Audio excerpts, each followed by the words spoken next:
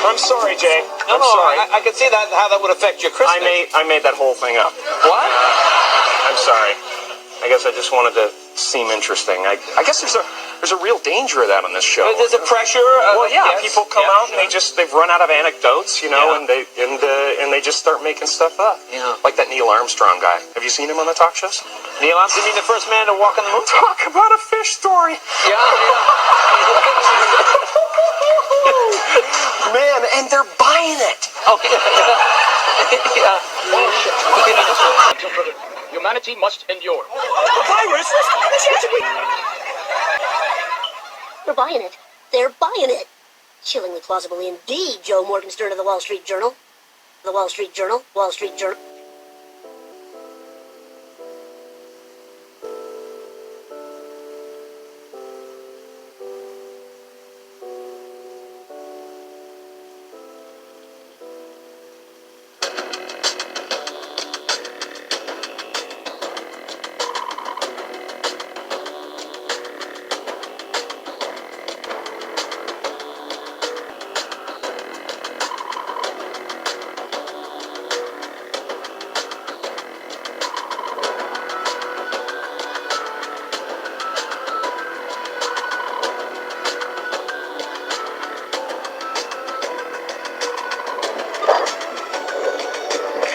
Autopsy 3. Time, 104. 27-year-old female infected with unknown pathogen. Blood analysis indicates virus. Provisional name is Pax-12. Deceased had traveled in China before returning home.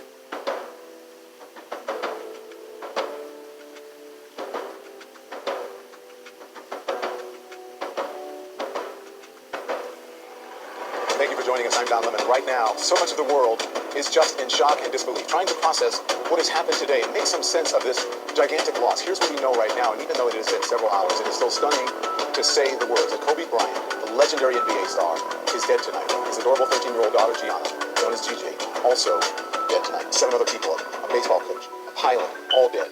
The helicopter they were traveling in crashed outside of Los Angeles. No word yet on why it crashed. Oh, shit! It's Kobe Bryant! Help me. Just pass me the trophies and we'll pull you out! Pass.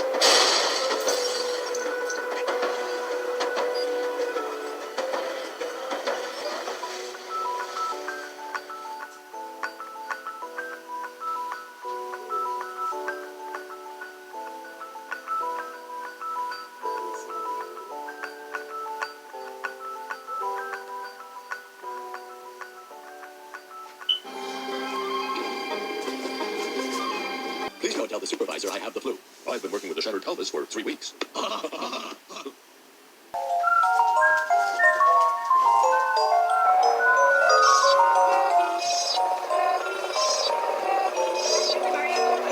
Yeah, go ahead.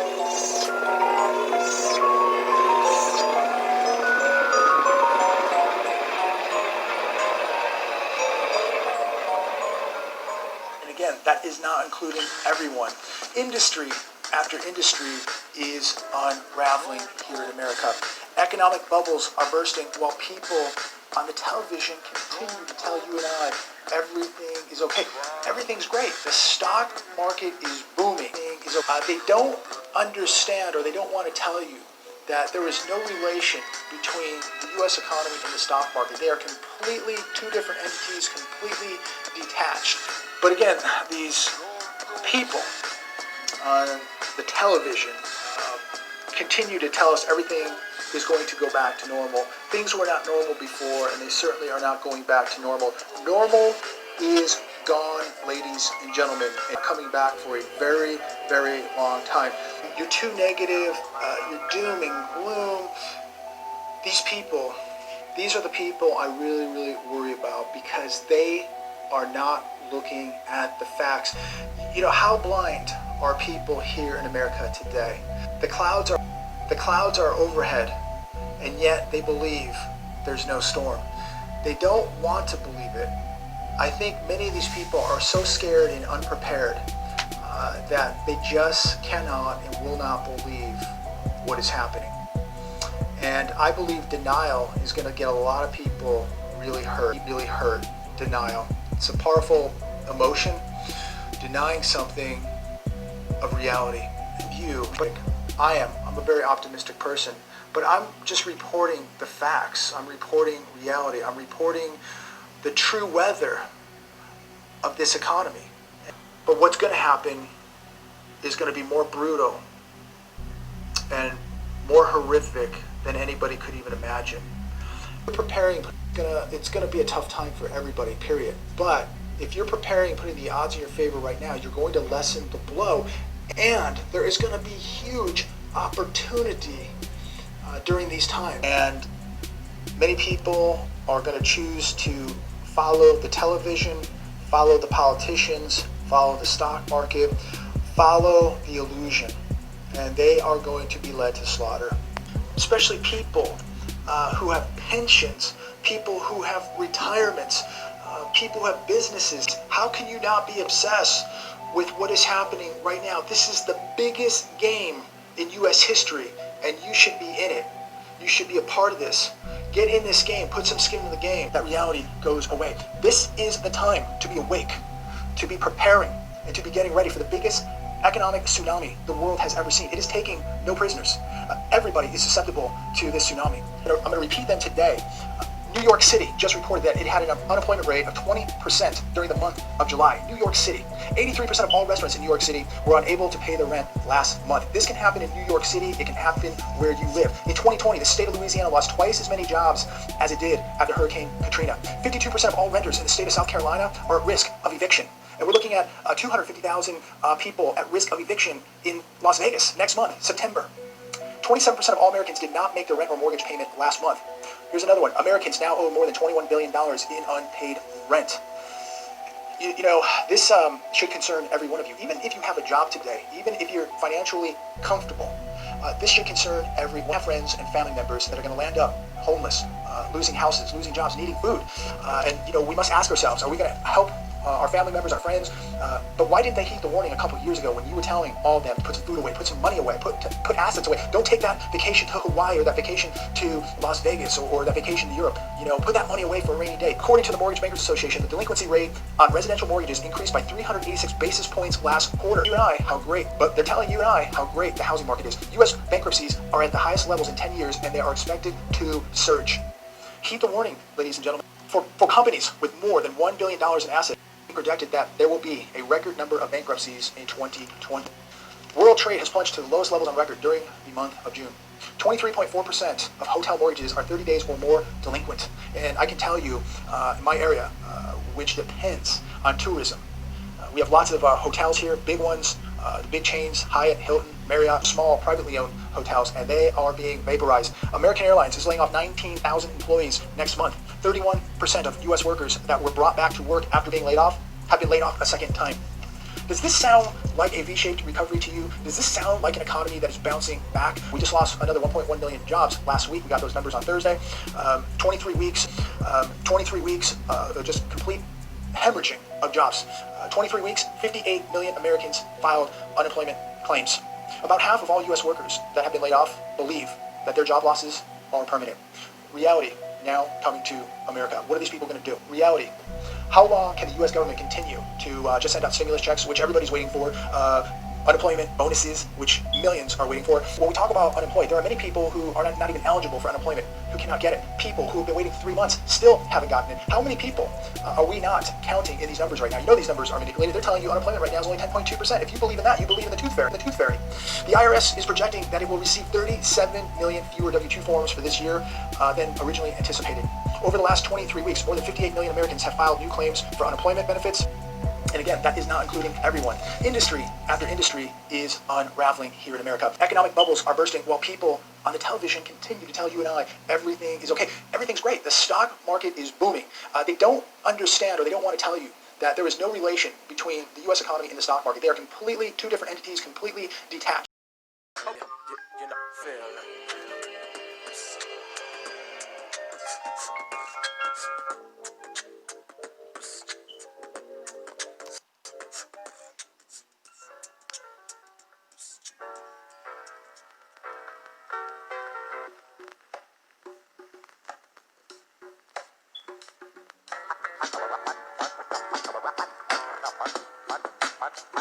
I never do a lot. like this. Love for sale. Appetizing young love for sale.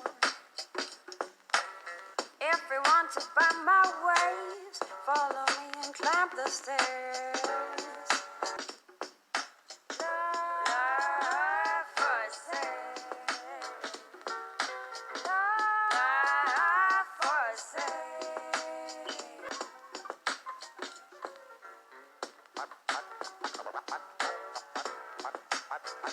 I never do a la like this.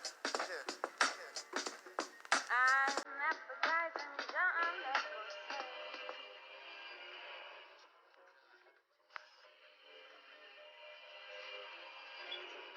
Least expect the changes in life direct your path.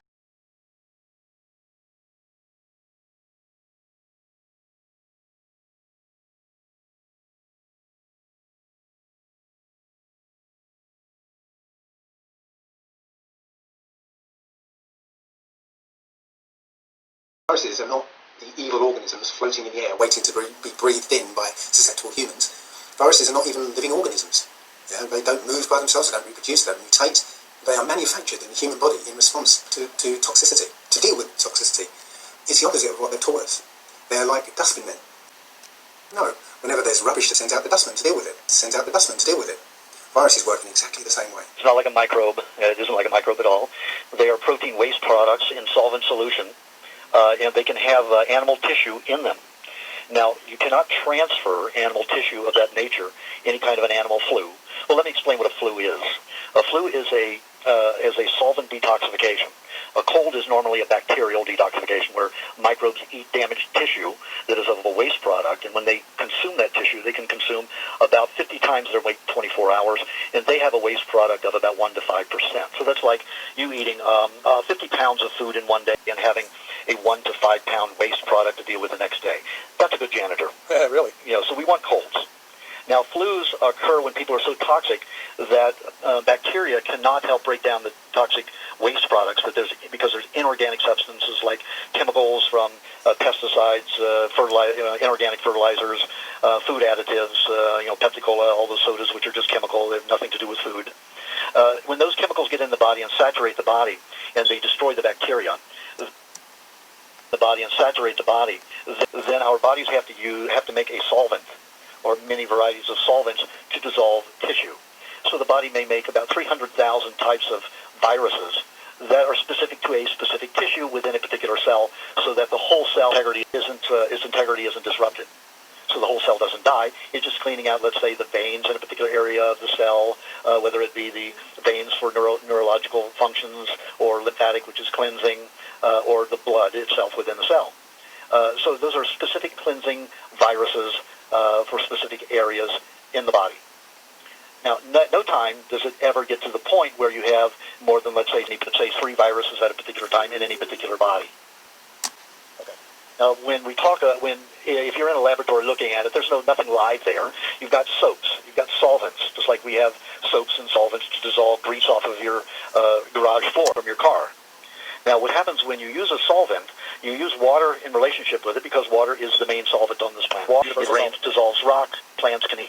Right. So water is our main solvent. If you look on an archaeological book, the first thing listed under solvent is water.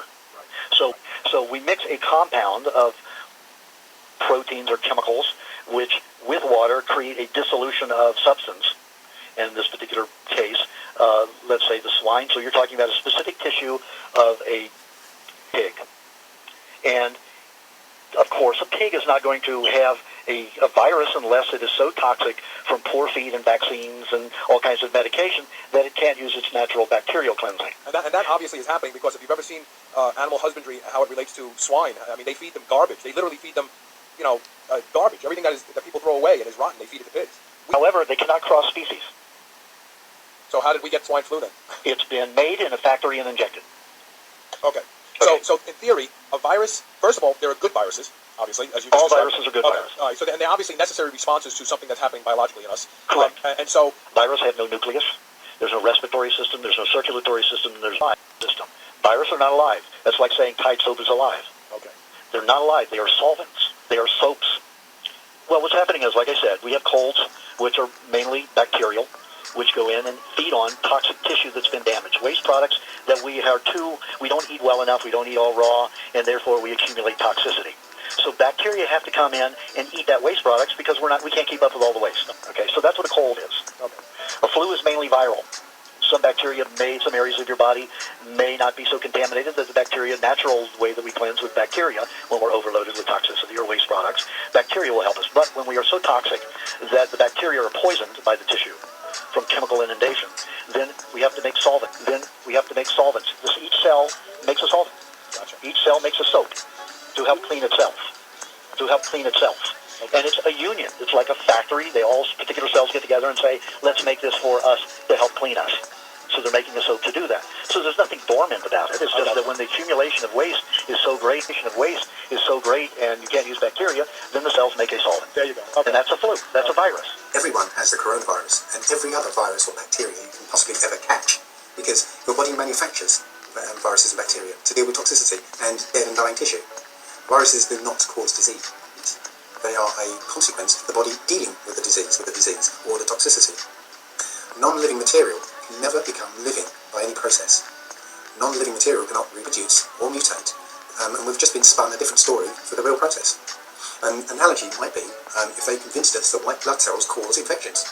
I mean, if you didn't know any better, it would be easy to believe that white blood cells are the cause of a disease because they always seem to be there when you're sick. But the truth is that the toxicity causes the appearance of white blood cells. Just like the white blood cell analogy, the body produces viruses and bacteria in response to toxicity, in the case of viruses, and dead and dying tissue in the case of bacteria. That's why viruses seem to reproduce, because the body is producing them, and they appear to be living organisms, and also how they appear to mutate, because the body produces viruses to order.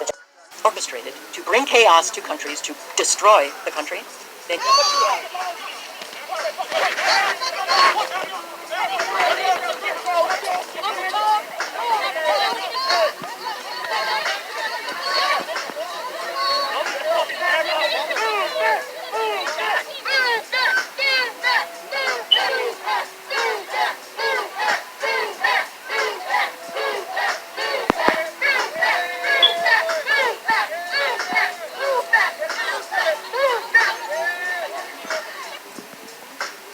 Color revolutions also co-opt law enforcement in the countries.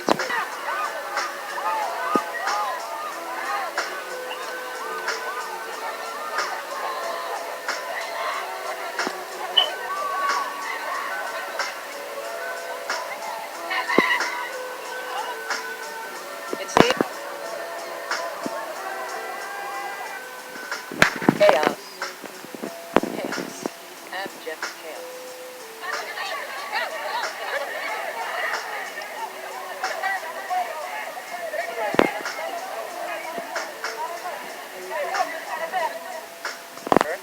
A whole lot of Republicans left Trump's speech.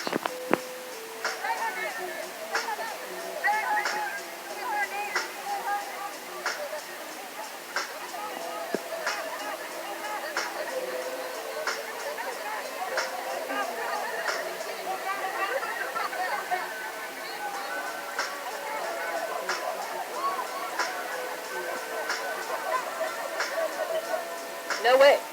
Now, do you think that those attending that Republican National Convention didn't have intel on what was happening? By the vice chairman of the American Psychiatric Association's Council on Addiction Psychiatry. I've been seeing this in my practices, and my colleagues have been talking about it too. People suffering because of social isolation. And that addiction patients are relapsing, and a lot of patients who don't have drug use or alcohol problems are drinking more now, sometimes every day from 4 or 5 p.m., and they don't stop until they sleep. Then UNICEF predicted 1.2 million child deaths as a result of the lockdowns. So it's not just either or. Well, either we have the lockdowns and people live, or we don't have them and everybody dies. The world is much less comic bookish than that, it turns out. But nobody who implies that you're a terrible person is ever required to answer to these other 4 things. Hence, this presentation today. Now, these items go to show that if you shut down the world and you tell us that we all have to live like vegetables and that's the new normal, this has consequences. And it also reveals to us how barren it is to say you should shut up and listen to the experts. Now, obviously, there are many situations in our lives when we do simply shut up and listen to the experts. When my car breaks down, I take it to a mechanic, and I pretend to understand what the hell he's talking about, and I pay him and I drive it away. I don't go up to him with a conspiracy theory. I don't say, I know Bill Gates wants to have some other kind of car, and he's discouraging me in the car I have by having it break down. I don't do anything like that. I don't need to. I just get the car fixed. But the thing is, there is, and I think you can see a bit of Hayek's concern about scientism in all this, there is a superstitious reverence for so-called experts that manifests itself in the expectation that they can answer all questions. Not simply the questions they're trained to answer, but they have a holistic view of the world, and they can really answer all questions. So let's take, for example, why don't we pick somebody at random? Okay, let's just pick a random expert. Dr. Anthony Fauci. I just picked him at random. Now, people say he's an infectious disease expert, and he knows all, he's been around a long time, and he has a lot of experience with this, and we should listen to what he says because he's the expert. Okay, it is true that he has a lot of knowledge about a lot of things. But if he says the most important thing you should value is flattening this curve, the most important thing you should value is minimizing deaths from this virus, that may well be the best judgment somebody could make. But that is a judgment call, because as we've seen, there are competing health concerns in the world. So we need to be able to make our own judgments here. Moreover, he was asked at one point, are you factoring in trade-offs here? Then yeah, obviously, duh, if we take all of society's resources, we direct them at one goal, okay, maybe we make some progress against that goal, but what about all this unseen wreckage we're leaving everywhere? His answer was no, he hadn't thought that through. And that's the point. There's no class that a doctor takes in school that teaches him how to balance all the different competing concerns in a situation like this. He doesn't take a class teaching him how you factor in to your public policy recommendations that there are going to be unintended consequences of this, that, and the other thing, and gee, how do we balance the 1.2 million dead children against this policy over here? They're not taught that. So epidemiologists are not taking a class that teaches them what the answer is in this situation. And then we're told, listen to the science. Okay. Now, in general, I don't have any objection to that. Science is a glorious thing. It's one of the great, I know people don't like to talk like this anymore, but it is one of the great creations of Western civilization. It is the scientific method and all that. Absolutely agree. But we have to understand, what is science? Science is not a series of infallible statements. That is absolutely not what we're dealing with. It's an ongoing search for the truth. So, thus science has been all over the place in this crisis. They're presumably trying to get a handle on what's going on. So simply to say to me, listen to the science, well, okay, if I listen to the science, I'm constantly getting different answers to how does the virus spread, how does it not spread, what is the role of children, do they spread it, do they not spread it, do asymptomatic people spread it, do they not spread it, what about pre-symptomatic people, is Sweden's approach a good idea? We're told, no, it's terrible, everybody's going to be dead in Sweden, symptomatic people spread it, do they not spread it, what about pre-symptomatic people, is Sweden's approach a good idea? We're told, no, it's terrible, everybody's going to be dead in Sweden, and then we were told by the head of the Health Emergencies Program of the World Health Organization, Sweden's avoidance of a lockdown was a model, we were told, by the science. Why are some countries doing so much better than others? So the science told us that Japan should be a giant graveyard. And the ghouls were practically rubbing their hands together in anticipation of the Japanese getting what they deserved because they didn't listen to the science. It's almost like there's something more than just science. And none of that ever happened. Japan did fine. And then later they said, well, it's because Japan wore masks. They knew Japan wore masks when they were predicting they were all going to be dead, so nice try, Bozo, to bring that one up at the end. Or whether lockdowns work. Well, show me. So I'm supposed to listen to that? I'll do my best to be informed, but it's not like there's some infallible answer that we can all be listening to at a time like this. And then, okay, then we get told, well, why don't you talk to healthcare professionals? They'll set you straight. They'll tell you you ought to shut up and listen to Dr. Fauci. But even they have differences of opinion, because believe it or not, even healthcare professionals have political ideologies. It turns out they're not actually sitting on platonic mountaintops, abstractly contemplating the eternal forms, all of them. So if we're going with anecdotes like, hey, my friend's a nurse, and my nurse friend said such and such, well, there are plenty of healthcare professionals willing to say, this has been a fiasco. And a lot of them have written to me, I have patients not coming in because they've been terrified into not coming in, and they're winding up having all kinds of problems. It turns out that I think in cardiac are 40% of where it would normally be. Now, either the virus is a magical curer of cardiac arrest, or people who need to go to the doctor are not going. So, now I like this thing. This came from Dr. Stephen Shapiro. He is the Chief Medical and Scientific Officer at the University of Pittsburgh Medical Center.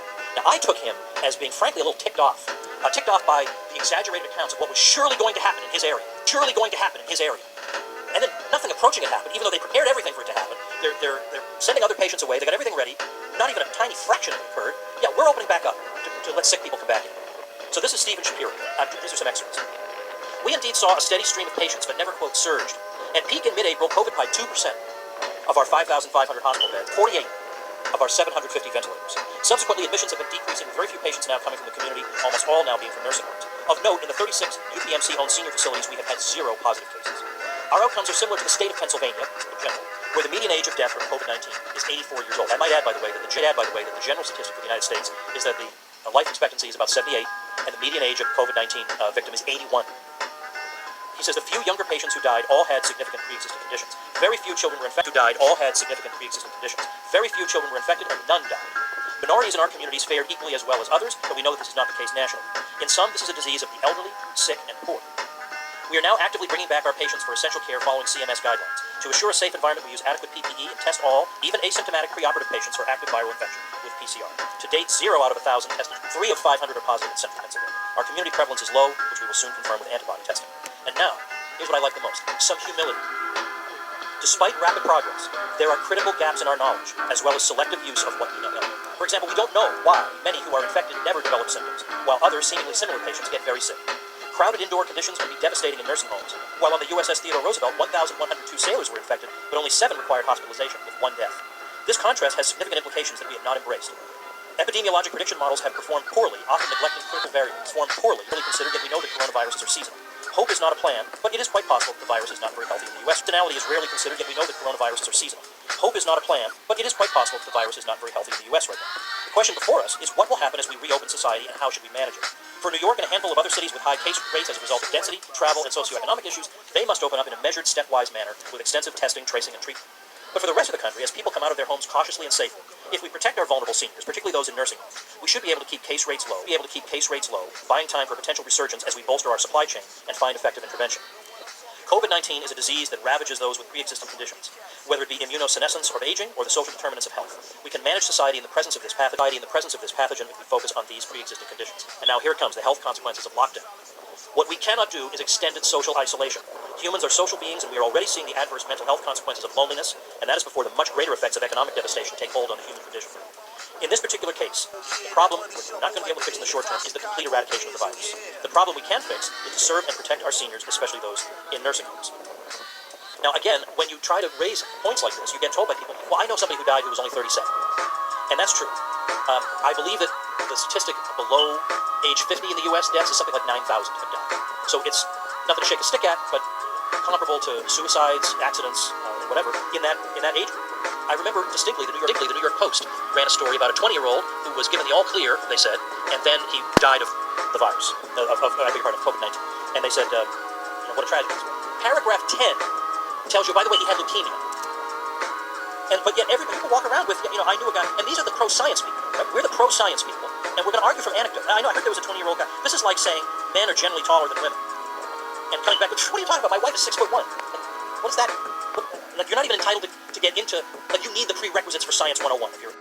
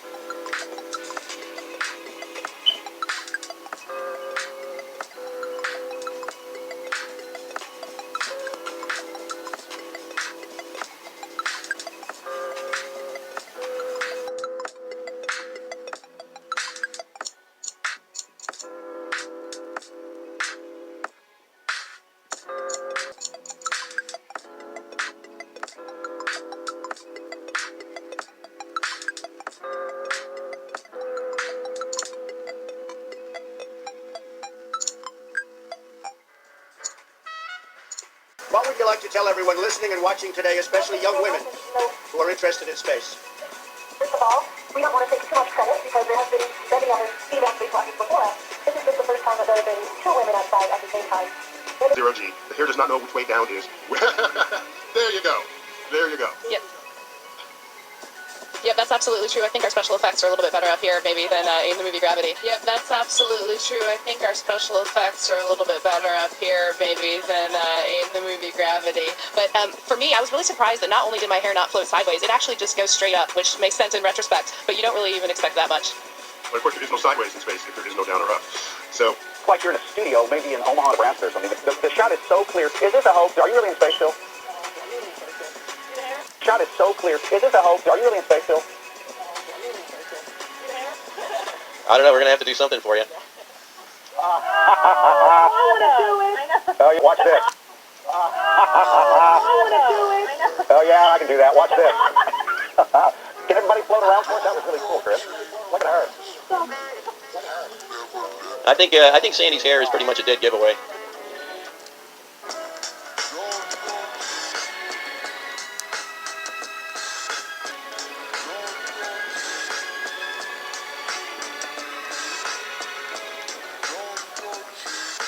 Hetzelfde net als bij de rust, maar interessante systemen. Hier achter deze panelen wordt de urine opgevangen.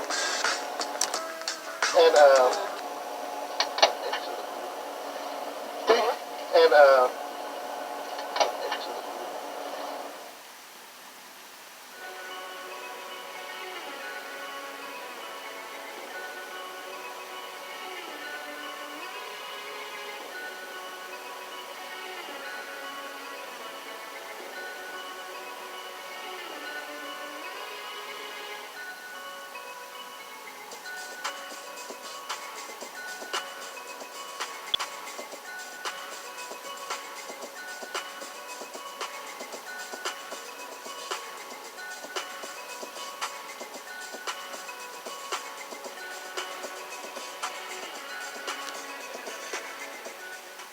Ominous flash within planet Earth when many thought that the Earth was still flat. So it represents to me the promise of the future. Many thought that the Earth was still flat. So it represents to me the promise of the future.